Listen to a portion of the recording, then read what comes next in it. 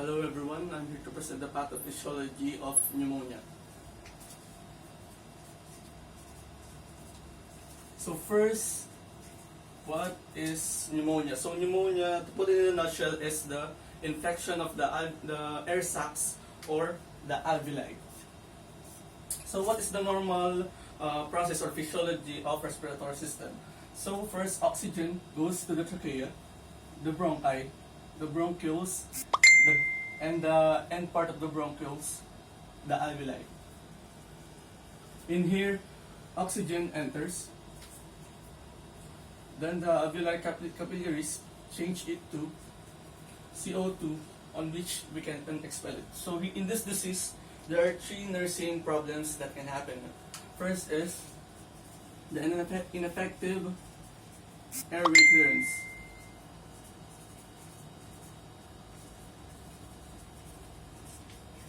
Next is impaired gas exchange.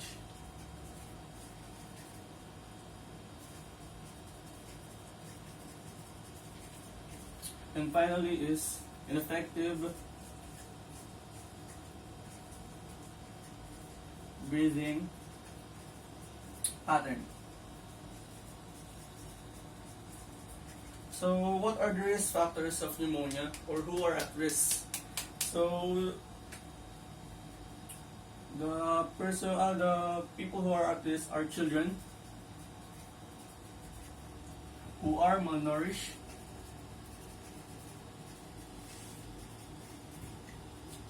exposed to smoking or pollutants.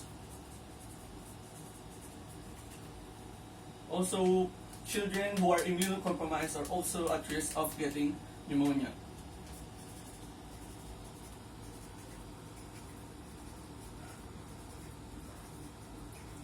So how can we acquire pneumonia? So there are two types of acquiring pneumonia.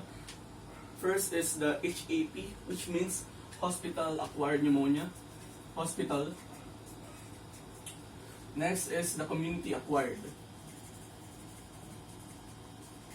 So hospital-acquired pneumonia is more severe because the patient got the pneumonia while he or she is confined in the hospital, which means he or she has a weaker immune system that are susceptible to the bacteria that can cause pneumonia. In community-acquired, children are more prone to get community-acquired pneumonia because of underdeveloped lungs, and they are exposed to smoking or pollutants. So what are the causative agents of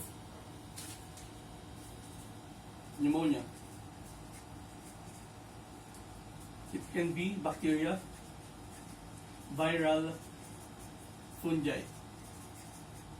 Fungi is the least common.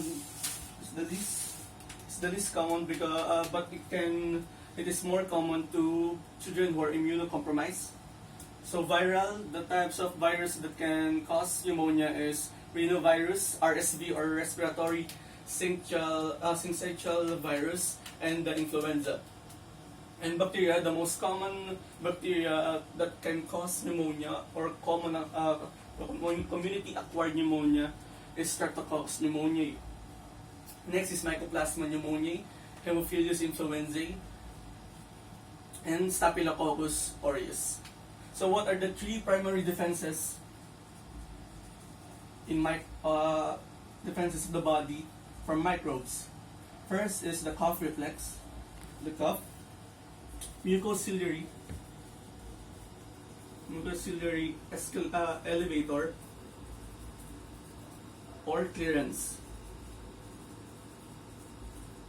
Finally is alveolar macrophages. So in cough reflex, when a microbe enters the body through the inhalation, the cough reflex expel it through the cough. While in mucociliary elevator clearance, this happens in the trachea. Trachea has ciliated cells that when a microbe enters, they carry it outside of the respiratory system. And the alveolar macrophages, let's say this is a bacteria. It enters the alveoli.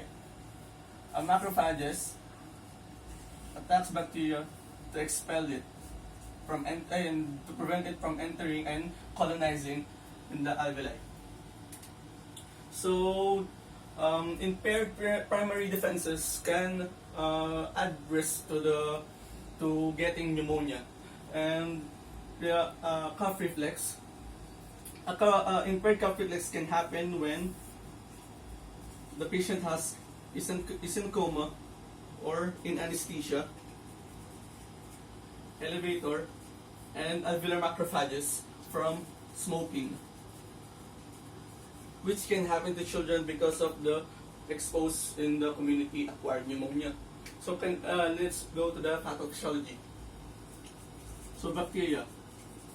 Let's say Streptococcus pneumoniae entered the body through inhalation or micro aspiration. Microbes can enter also through the GI tract, which is called macro aspiration. Then it enters to the parenchyma. The parenchyma is the respiratory structure.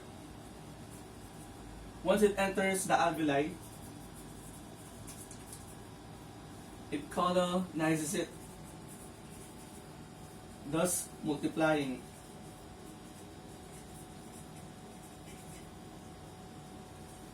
This will lead to an inflammatory response.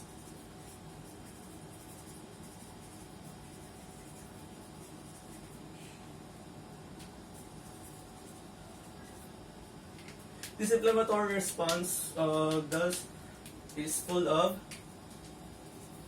WBC, RBC, protein,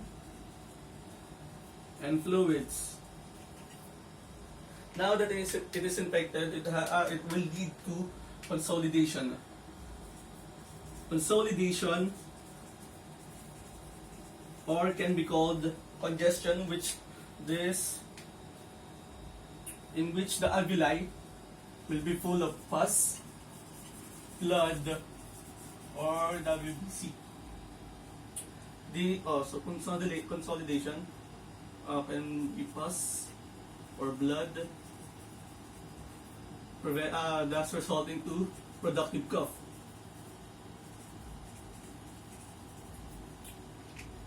So this can be divided into two: bronchopneumonia and lobar pneumonia. We will go to the bronchopneumonia.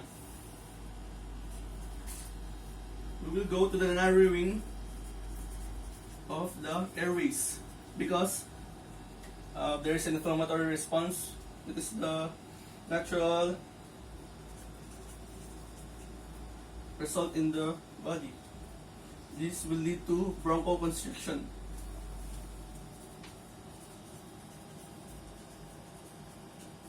Thus resulting to increased mucus production,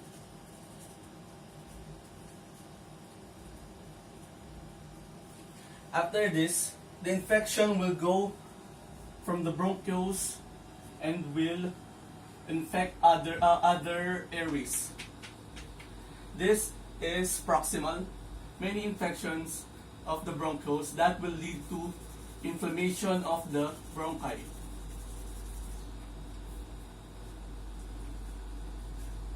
Inflammation of bronchi.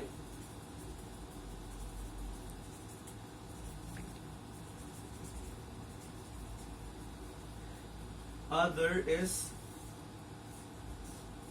when the bronchi and bronchioles are narrowing, this will lead to the backflow of the fluid that was filled in the alveolar sacs because of consolidation. The backflow, because it cannot push through the narrowed airway, this will lead to damage of the alveolar damage of alveolar sacs.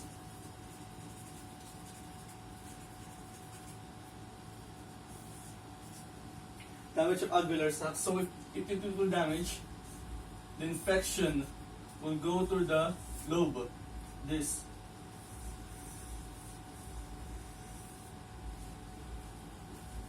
will lead to consolidation part section of the lobe of the lung.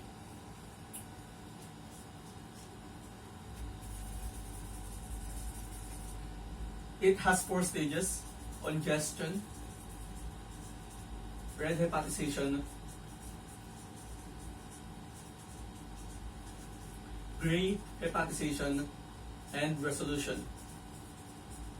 So, congestion occurs 24 hours after the after getting the lobar pneumonia.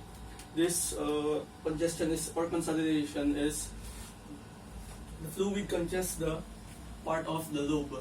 That will lead. The red hepatization occurs. Another congestion, pleurisy occurs. So with pleurisy,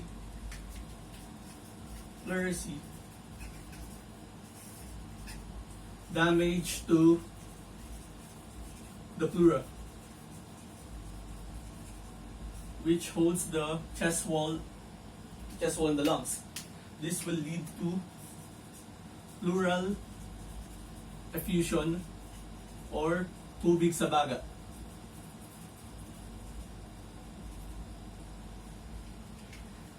And the red hepatization occurs 2 to 3 days after the congestion. It is called red hepatization because it is full of neutrophils and WBCs and RBCs, and it appears the lung appears to be liver-like in color. Next is the gray, occurs 3 to 4 days after the congestion. It results to gray to yellow color because of the fibrin exudate.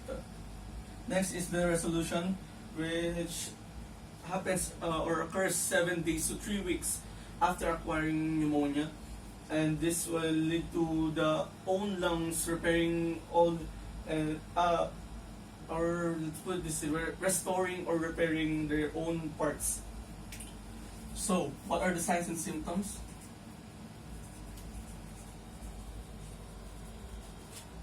Of course, dyspnea or labored breathing. Next is tachycardia, chest pain, productive cough,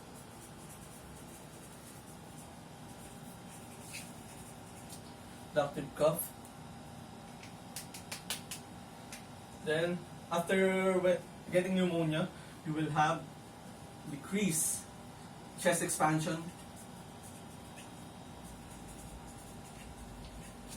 increase in vocal resonance, and of course, the systematic signs and symptoms, fever and fatigue. That is all.